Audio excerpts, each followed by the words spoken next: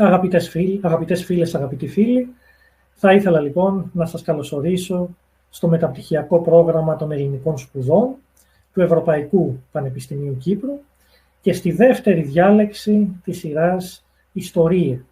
Είναι μια σειρά δημόσιων διαδικτυακών διαλέξεων που διοργανώνει σε αυτό το εξάμηνο το μεταπτυχιακό πρόγραμμα των ελληνικών σπουδών. Προηγήθηκε στις αρχές Νοεμβρίου η διάλεξη του καθηγητή Κώστα Βλασόπουλου για τη δουλεία στην αρχαιότητα και συνεχίζουμε σήμερα με μία ακόμα πολύ ενδιαφέρουσα διάλεξη από τη σφαίρα της αρχαιολογίας. Λέγομαι Θεόδωρος Γιαννόπουλος, είμαι ο συντονιστής της κατεύθυνσης αρχαιολογίας στο μεταπτυχιακό πρόγραμμα των ελληνικών σπουδών. Η κατεύθυνση της αρχαιολογίας που είναι μία από τις τρεις κατευθύνσεις του μεταπτυχιακού των ελληνικών σπουδών στο Ευρωπαϊκό Πανεπιστήμιο Κύπρου, μαζί με την κατεύθυνση ιστορίας και την κατεύθυνση πολιτιστικής διαχείρισης. Θα ήθελα στο σημείο αυτό να ευχαριστήσω θερμά τον απόψινό μας προσκεκλημένο και ομιλητή, τον καθηγητή Paolo Vitti από το Πανεπιστήμιο Notre Dame της Ρώμης, ο οποίος είναι επιστημονικός συνεργάτης του Ευρωπαϊκού Πανεπιστημίου Κύπρου και ανήκει στο ακαδημαϊκό προσωπικό του μεταπτυχιακού προγράμματος των ελληνικών σπουδών. Θα ήθελα λοιπόν καταρχάς να τον ευχαριστήσω για την προθυμία με την οποία ανταποκρίθηκε στην πρόσκληση να παρουσιάσει το απόψινό θέμα. Ένα θέμα άκρως ενδιαφέρον με τίτλο «Τέχνη και αρχιτεκτονική του φάρου της Αλεξάνδρειας». Αν και ο Πάολο μιλάει και γράφει άπτες στα ελληνικά, αποφασίσαμε απόψε η διάλεξη να δοθεί στην αγγλική γλώσσα. Η συγκεκριμένη διάλεξη στοχεύει στην ανάλυση και κατανόηση της εσωτερικής δομής και λειτουργίας αυτού του περίφημου οικοδομήματος, του οποίου η κατασκευή στηρίχθηκε στην πλούσια οικοδομική εμπειρία και στην εξαιρετική ικανότητα και προσοχή στην επιλογή και συγκέντρωση του οικοδομικού υλικού. Η σύγκριση με τρεις πύργους τζαμιών, οι οποίοι κτίστηκαν στο Δυτικό Ισλάμ στο δεύτερο μισό του 12ου αιώνα, δηλαδή το Μεσαίωνα, αποδεικνύει ότι η αρχιτεκτονική αυτών των πύργων επηρεάστηκε από τον φάρο της Αλεξάνδρειας. Λίγα λόγια όμως για τον ομιλητή μας. Ο Paolo Vitti είναι αρχιτέκτονας και ιστορικός με εμπειρία άνω των 35 ετών στις ερευνητικές περιοχές της αρχαίας, της σύγχρονης αρχιτεκτονικής αλλά και της αναστήλωσης θέσεων πολιτισμικής κληρονομιάς. Ο Πάολο είναι επισκέπτης καθηγητής στο Πανεπιστήμιο Notre Dame της Ρώμης και το πλούσιο έργο του συμπεριλαμβάνει συνεργασίες με εθνικά αλλά και διεθνή ιδρύματα στο ακαδημαϊκό και επαγγελματικό πεδίο, ενώ έχει διδάξει μαθήματα συντήρησης για αρχιτέκτονες και αρχαιολόγους σε συνεργασία με το Υπουργείο Πολιτισμού του Μαρόκου. Ο Πάολο είναι συγγραφέας πολλών πραγματιών, βιβλίων, άρθρων που αφορούν τους τομείς της αναστήλωσης, της μουσιολογίας, της ιστορίας της αρχιτεκτονικής και των αρχαίων κατασκευών και εξειδικεύεται ιδιαιτέρως στη μελέτη της αρχιτεκτονικής του μεσογειακού χώρου και ιδιαίτερα στην αρχαία αρχιτεκτονική της Μεσογείου. Έχει επίσης συνεργαστεί στενά και με την Ιταλική Αρχαιολογική Σχολή στην Αθήνα, ενώ η μονογραφία του που αφορά τις ρωμαϊκές θολωτές κατασκευές στην Πελοπόννησο έχει βραβευθεί με το Grand Prix, το μεγάλο βραβείο της Ευρωπαϊκής Ένωσης για την πολιτισμική κληρονομιά, Europa Nostra Award του 2014 και το βραβείο Lerma di Brett Schneider Archaeology Award. Ένας εξαιρετικός επιστήμονας, ένας εξαιρετικός συνάδελφος, είναι χαρά και τιμή που τον έχουμε κοντά μας για να μας μιλήσει για αυτό το άκρος ενδιαφέρον ζήτημα της αρχιτεκτονικής και τέχνης του φάρου της Αλεξάνδρειας. Αγαπητέ Πάολο, θα ήθελα στο σημείο αυτό να σου δώσω τον λόγο, το μικρόφωνο και την κάμερα για την ομιλία σου. Ευχαριστώ πολύ. Θα συνεχίσω όπως είπαμε στα αγγλικά. It's a great pleasure for me to be here talking from Rome. Some of you may be around the Mediterranean. Actually, this conference will be exactly speaking about the Mediterranean, and my approach will be focused on a kind of methodology in understanding ancient architecture. This case, the Lighthouse of Alexandria, is somehow a very limit case of speaking about something that doesn't exist anymore, which you might say most of archaeology is based on speaking about something that doesn't exist, and the research that is conducted is about understanding how to reconstruct something that is missing. Personally, as an architect who is engaged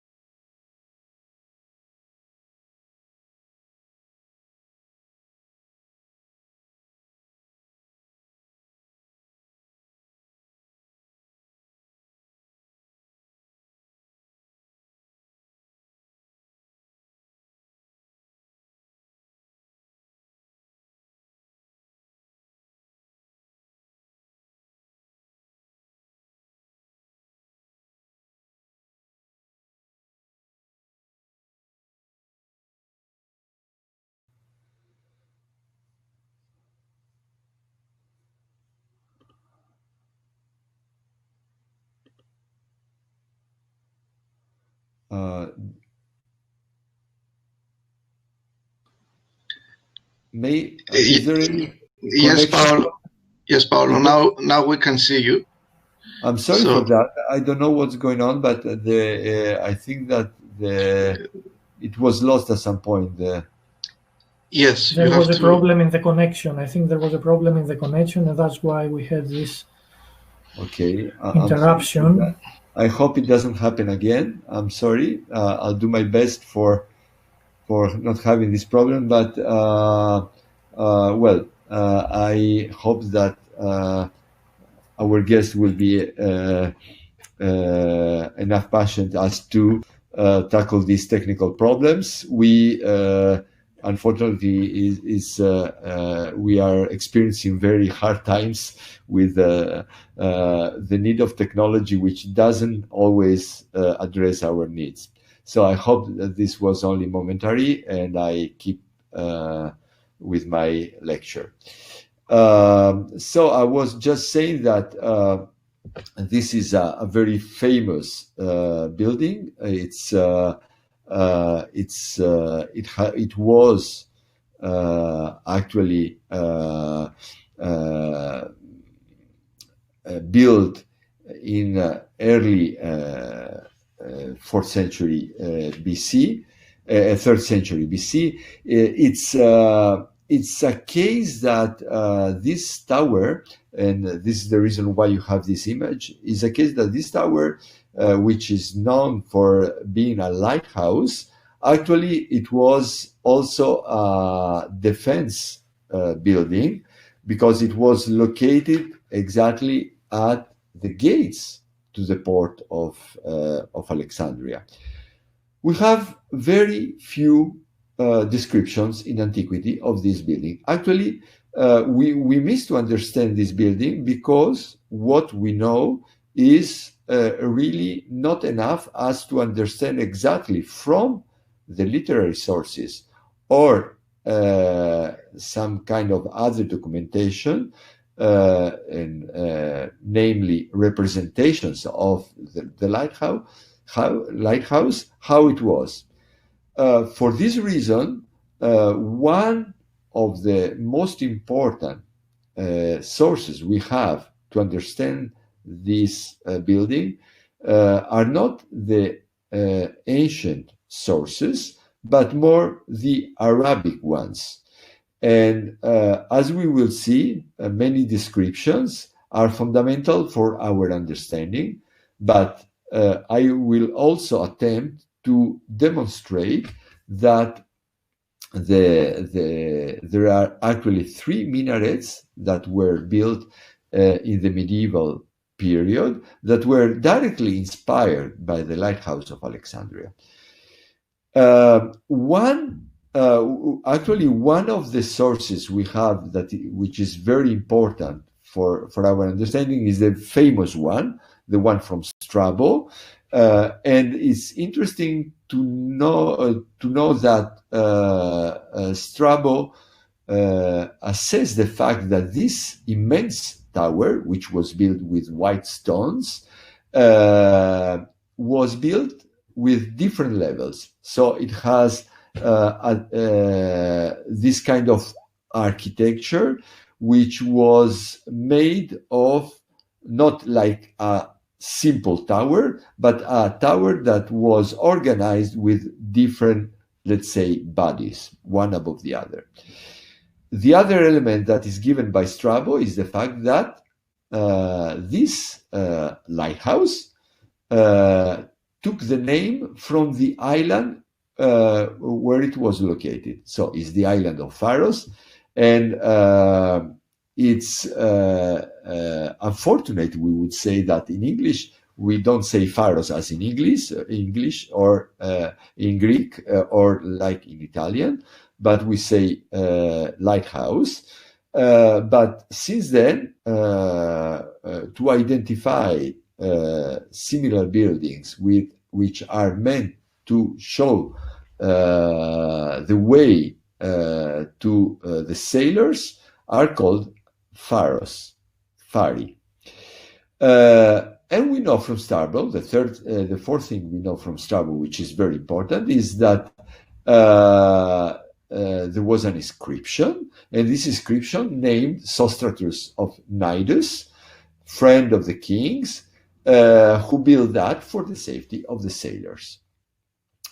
This map of Alexandria, according to Mackenzie, it's the natural set of Alexandria before being founded, as you know, by Alexander the Great, and it's interesting to see that the region where Alexandria was located, which absolutely strategic for the harbor that was connected to the city, was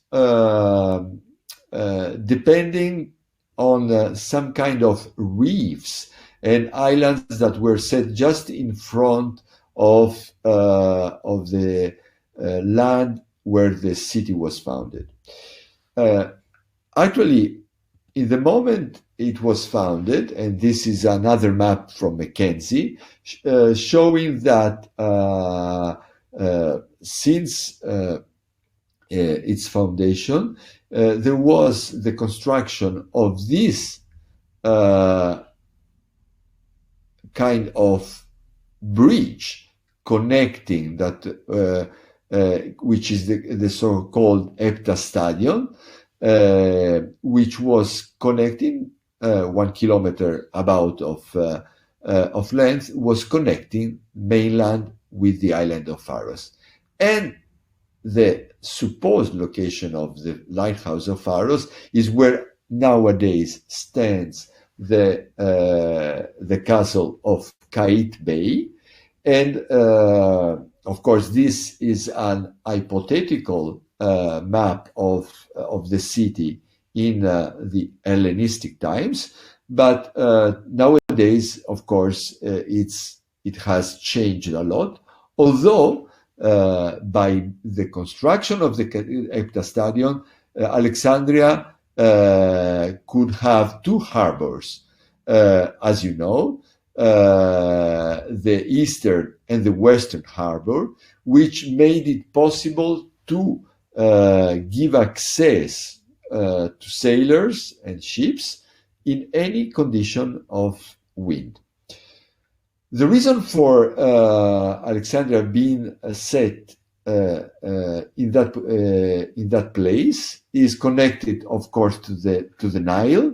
The fact that the river was a very important commercial route for connecting the Mediterranean to the interior of Egypt, but also to the Red Sea, and it was the closest place and the safest place for a harbor close to the Nile. Other information we have from the sources is a very well-known epigram from Posidippus, which is important because it gives a higher understanding of this building. And particularly, I would like to mention, this comes from a papyrus that was found the Serapeus of Saqqara and is preserved in the Musée du Louvre, is the papyrus Didot. And here you have the Greek text and the translation made by Marie-Christine Allman, where you find the reasons that, as I said, are for the construction of the of the lighthouse. The first one is that the coast of Egypt lacks of elevation, so it could not take advantage, as in many other cases. For instance, the very famous lighthouse found that is located in the island of Thasos, which is up high on the mountain. So the light coming from the structure, which was high only 3 meters, was high enough as to be visible from distance. This was not possible for the Lighthouse of Alexandria, thus the reason for building a most extraordinary tower. So the Lighthouse of Alexandria, what has that is unique is that is a work of engineering that is sets new standards for architectural construction in antiquity. This goes typically with the idea of Hellenistic architecture being based on monumental size, as you know very well also from Vitruvius, who mentions the attempts to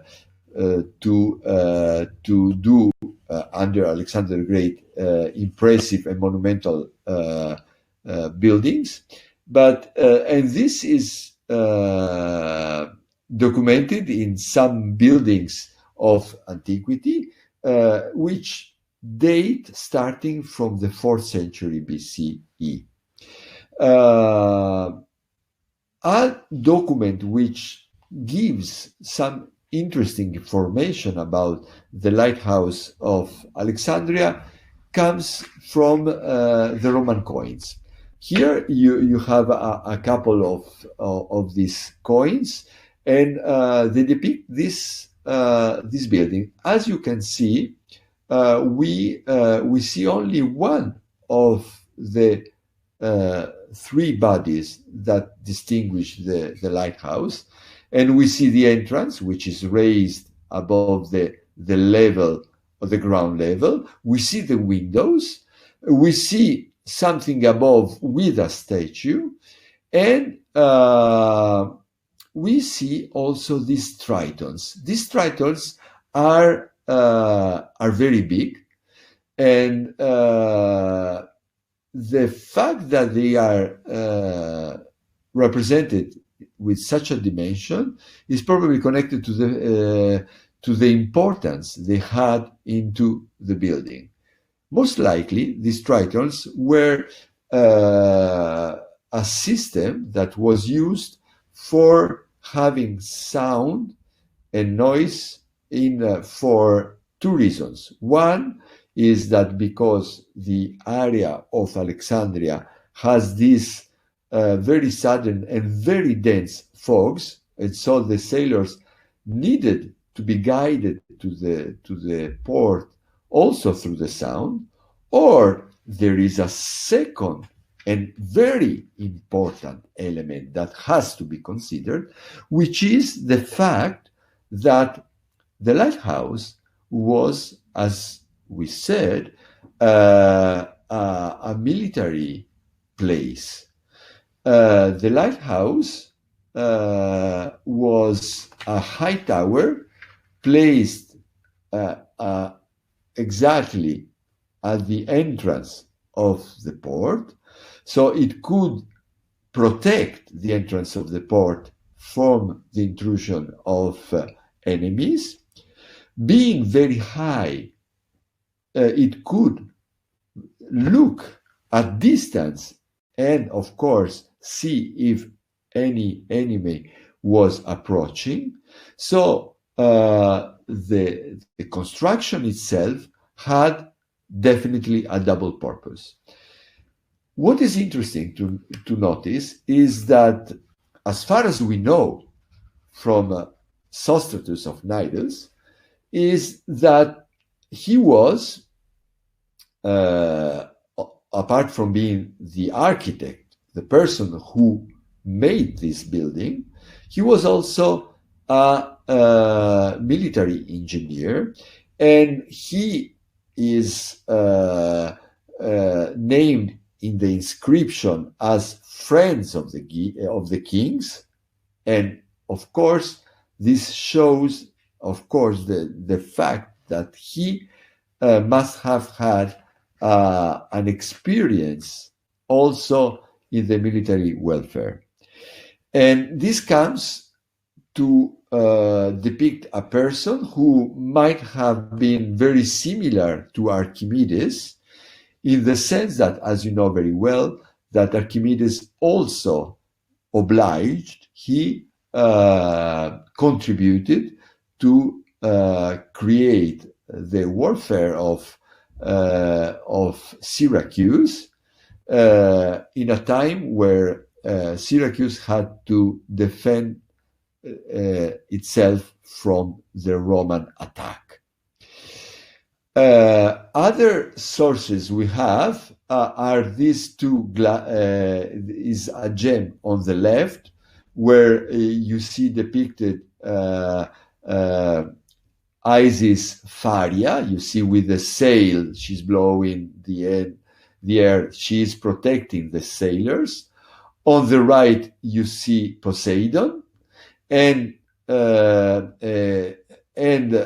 possibly on the very top, there is Zeus, who is said to have been on the very top of the lighthouse. Again, we see here that the lighthouse is depicted with two bodies, being the lower with many, many windows and an entrance to that is raised from their level. The impressive beaker from Begram, this was found in Begram in Afghanistan, shows again in high relief on the top of the lighthouse the statue of Zeus. So we understand from some elements. You can see here the tritons. There were some elements that were important and let's say ancillary to the architecture, to the building itself. Another important sources, but here is the design is not at all realistic, is the one that comes from the Arabic sources. So, and with this, we could say that this is what we have from representations of the lighthouse. So we have to look towards other sources to understand this extraordinary building. I will mention first the Tower of Taposiris Magna, Abu Sir nowadays, which is extremely interesting. This tower, possibly a lighthouse itself, is located not far away from Alexandria and must have been part of a system of lighthouses that was along the coast of Egypt.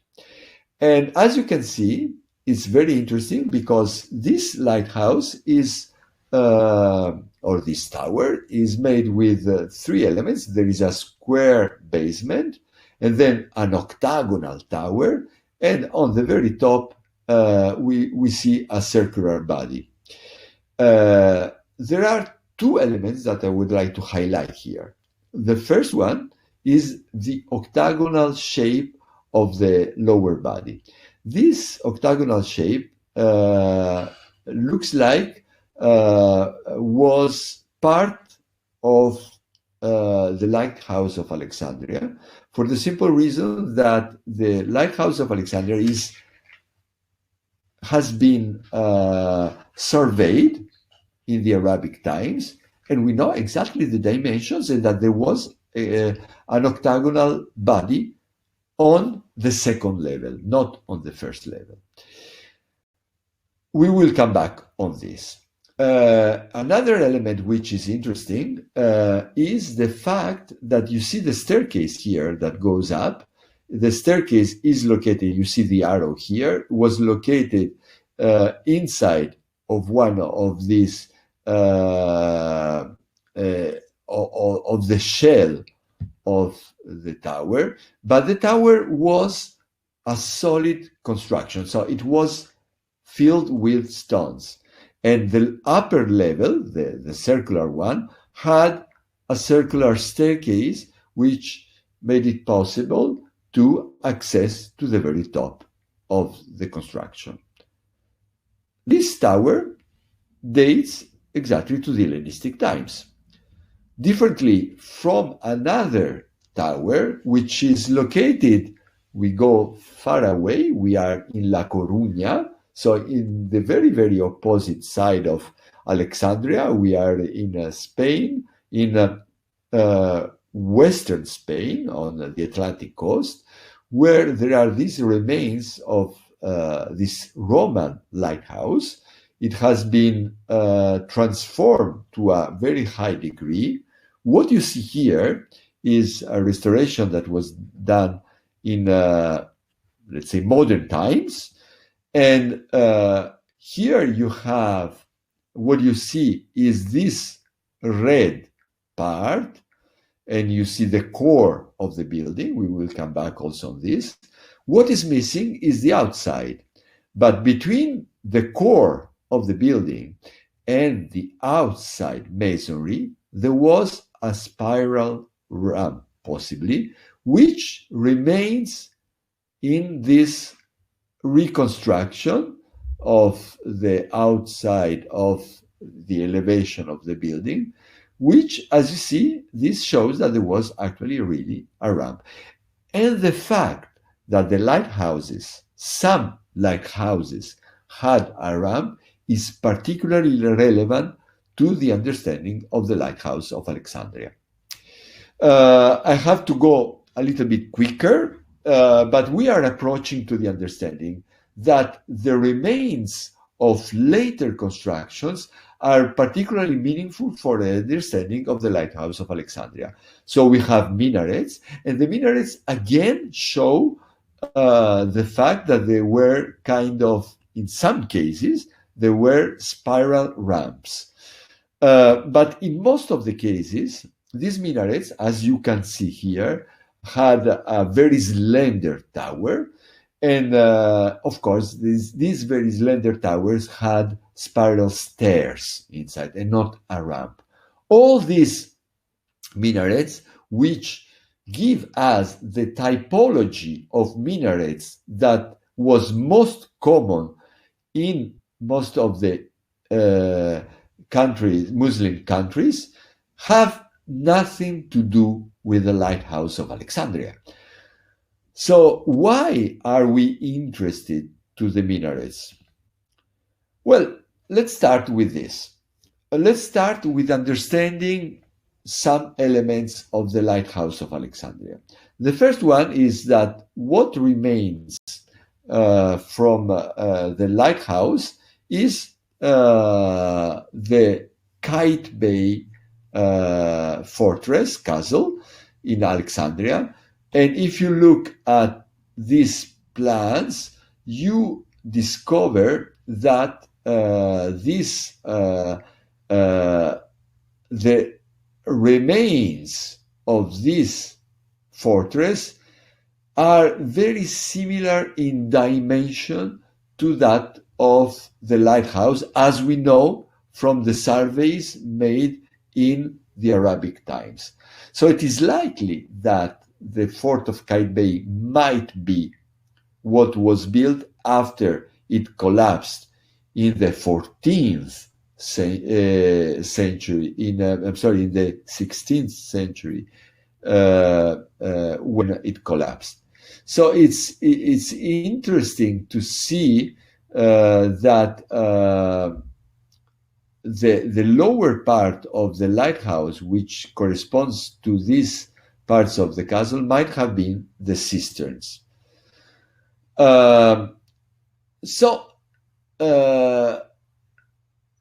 We need to understand the lighthouse. We need to go to this very important study made by Thiersch in 1909, where he really made a monumental work to understand the lighthouse. It came with this external view, which gives us a very good understanding of the exterior architecture. I have to say that there is no other relevant reconstruction which has succeeded to that level to understand and depict and show the exterior architecture. But one wonders, there are so many question marks. The first one is, which are unanswered by Thiersch. And the first one, which was the building technology that made it possible in the 3rd century BCE to create such an immense tower?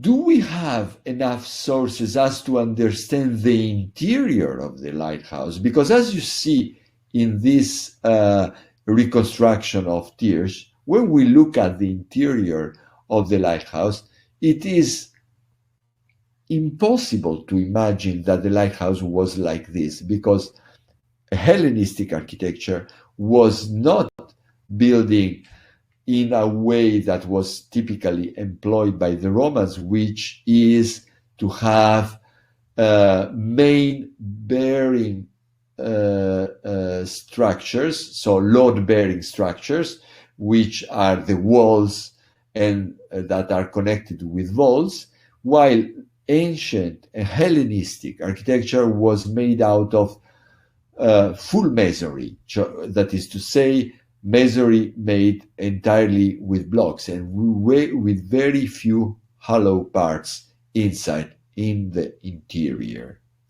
So it is unlikely that this was the original interior layout of the lighthouse. So how can we reconstruct that? And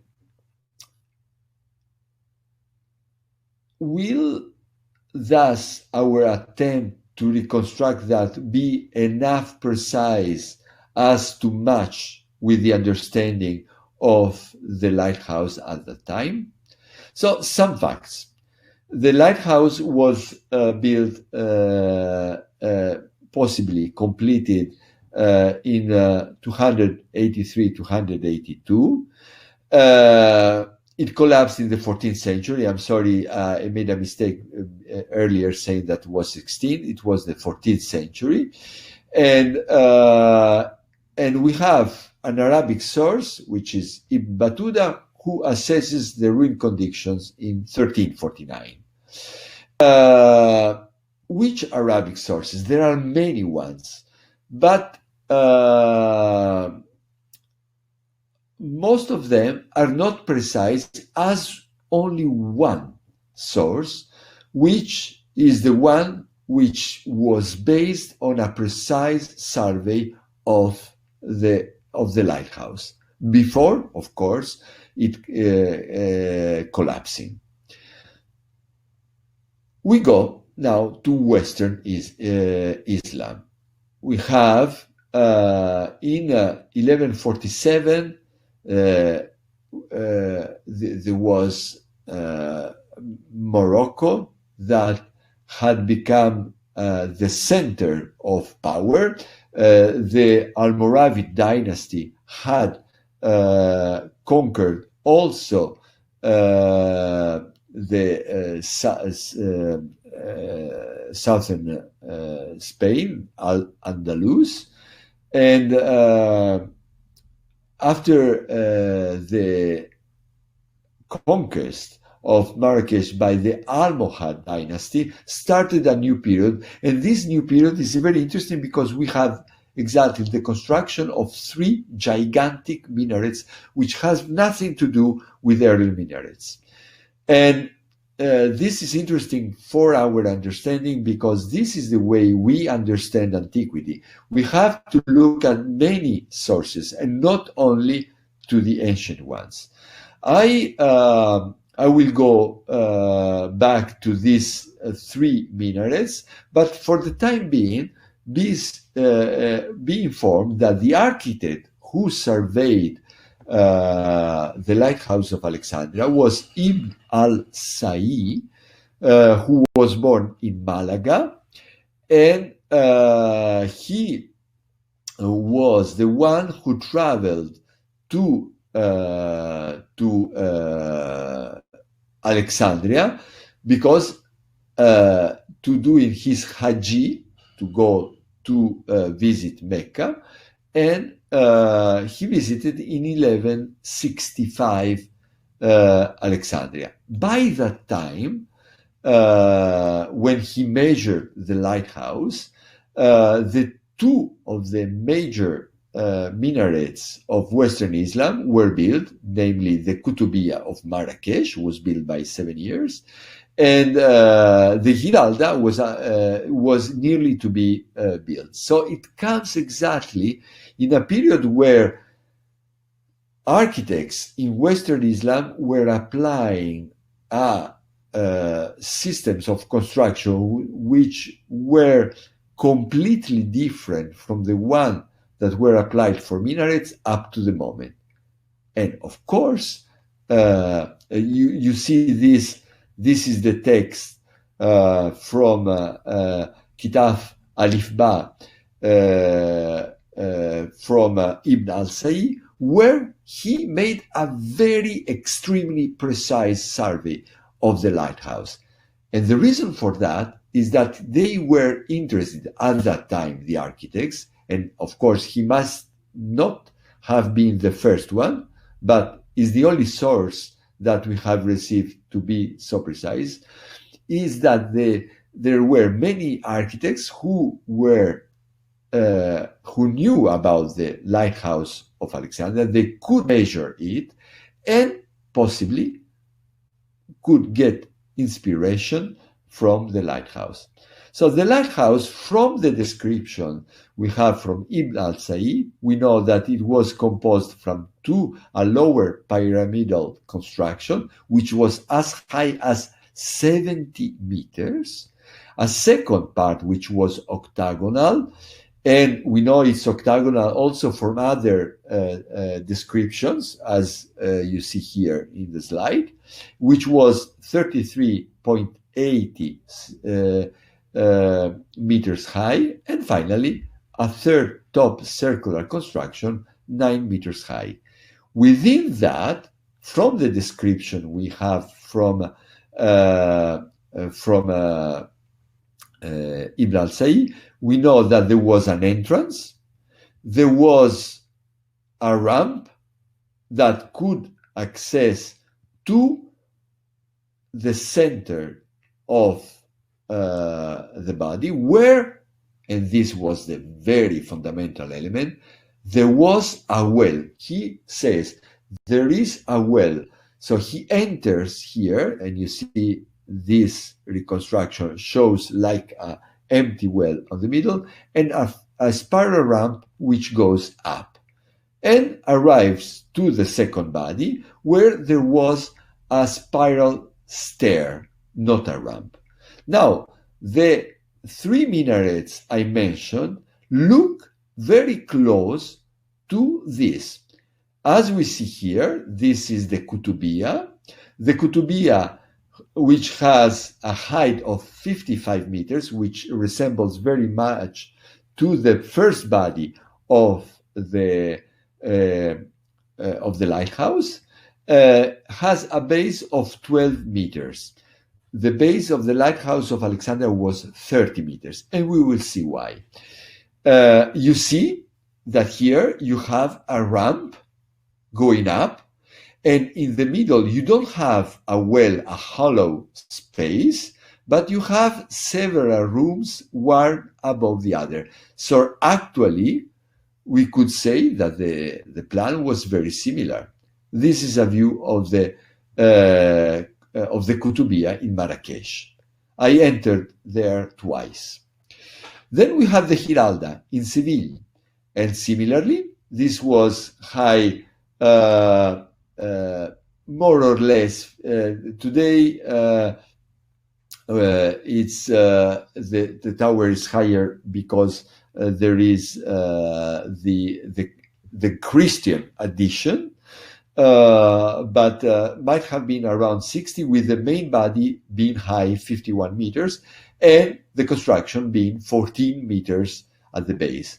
And here you have a view very similar, with a similar ramp going up. And finally, we have the Tour Hassan, which is located in Rabat, was and is unfinished. It's high 46 meters, but has to be high as much as 80 meters. And the base was 16 meters wide. Similar construction with a ramp going up. And I also entered this third ramp. So you see here the three minarets, and you see the lighthouse. Now, this is the restored height of the Tour Hassan. And you see here the lighthouse, if it has to be a 30 meters high tower. Actually, it was not.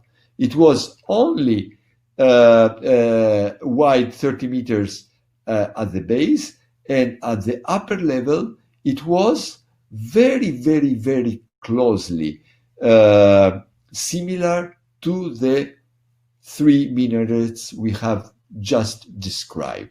And this is absolutely very, very important. So I just skip this, and I would like to show the differences.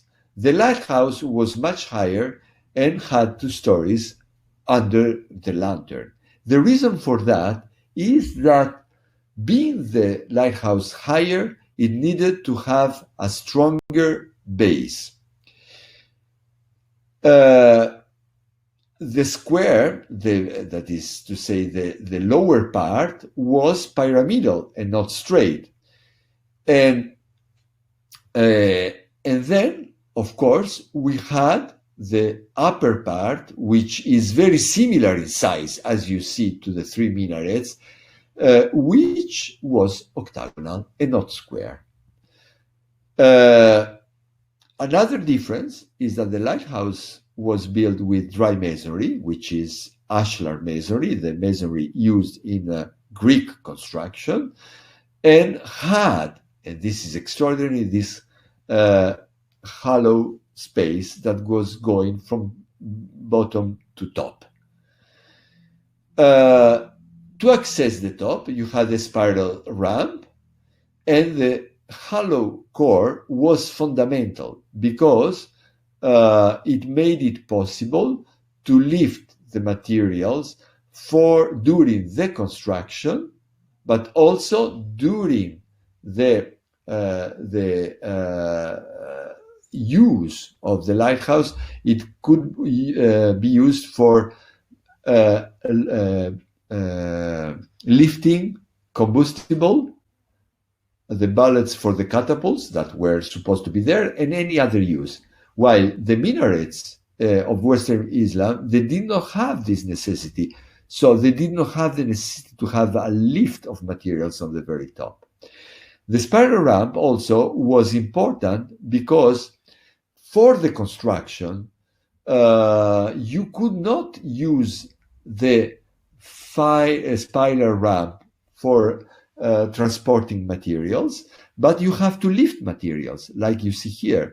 The reason is that the ashlars were too heavy, the stones were too heavy, the blocks were too heavy, because a block, as the ones we see, as we will see in the dock of Rhodes, they weigh 1 ton. So it's impossible for a donkey or any other animal to transport these materials so heavy. So you had to lift this. So actually this system, which was created this very special feature, which is unique, you don't find it in other constructions, and was a challenge for the builders, must have been a choice because of the need to solve some problems of construction.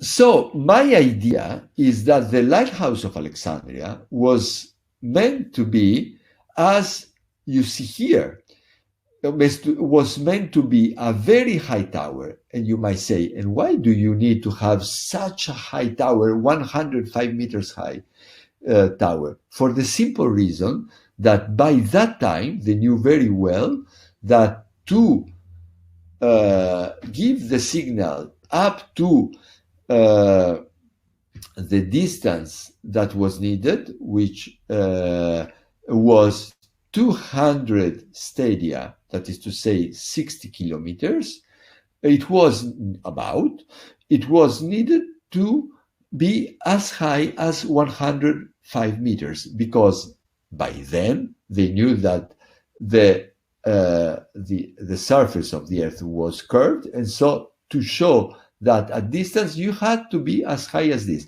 So the need was to have a very high tower, octagonal, because as we have seen the tower of Taposiris Magna was octagonal, but also because this tower was oriented as the compass, and it was like the Tower of the Winds that we have in the Roman Agora.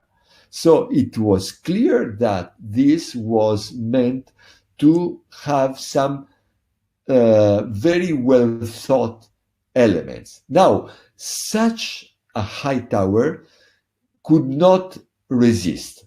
And so there was a need to strengthen the tower by building the lower body, which was buttressing, reinforcing the masonry, and of course was making it possible to place the ramps.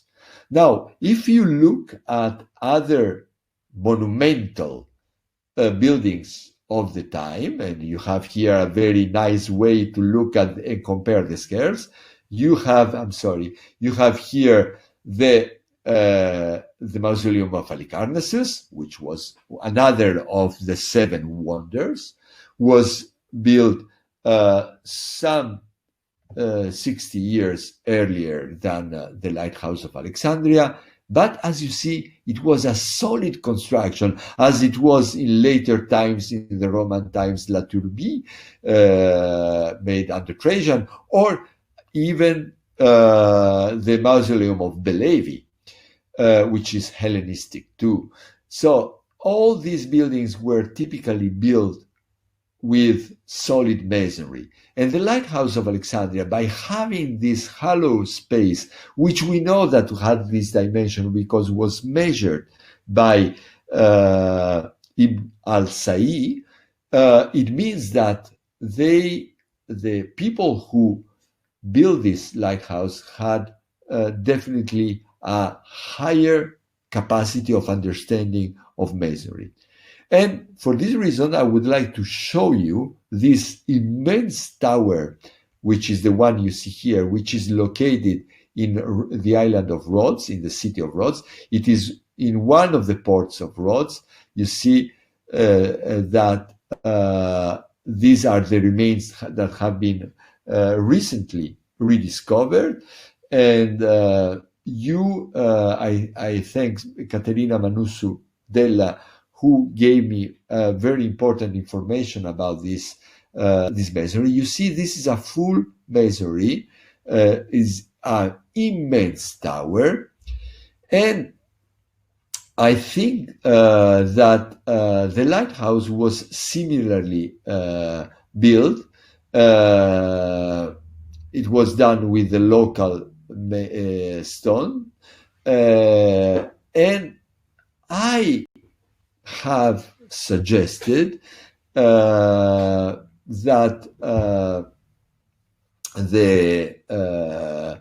this tower in Alexandria was different from this one for having a very important element of improvement, which is to say metal elements connecting the blocks, which is a fundamental way to increase the structural capacity of a masonry.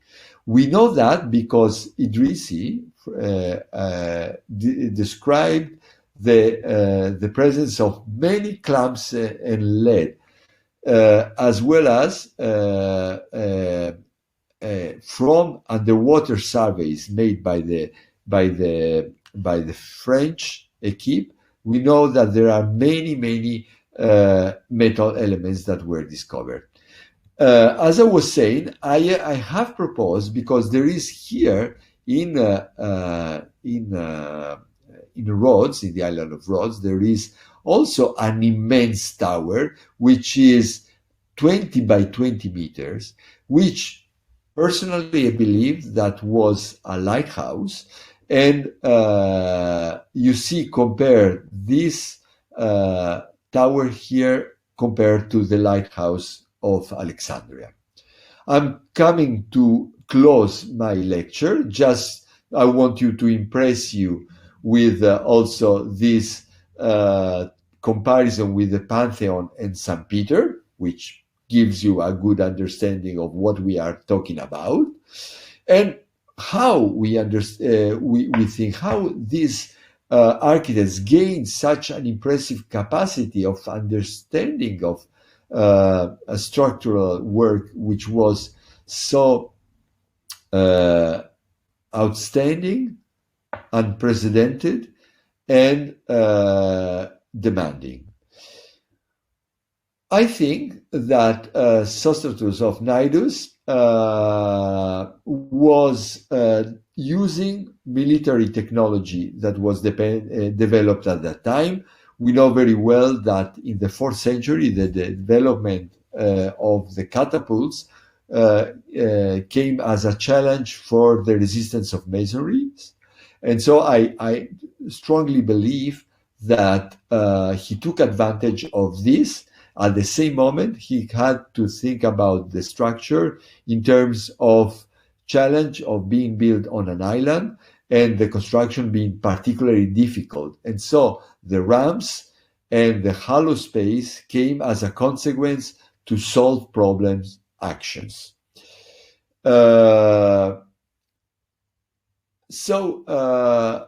Definitely, the 3 minarets I discussed about are the ones which give us the final understanding that the architecture of the lighthouse was definitely as the one we are suggesting. And when I say architecture, I insist on the fact that we are talking about the way it was built. We cannot discuss about architectures only in terms of formal elements. We have to think also about the challenges and the way they were built. And finally, what made the difference in Roman times, as we have discussed about the lighthouse of La Coruña, the Torre d'Hercules, is the fact that the Romans added something new to masonry resistance, which is the resistance to earthquakes. So the fact that we have in La Coruña this kind of very not hollow element at the core of the building, made out with masonries, is exactly the understanding of a new idea of construction which was developed by the Romans. And with this, my lecture comes to an end. I thank you for your patience, and I look forward to your questions. Thank you very much.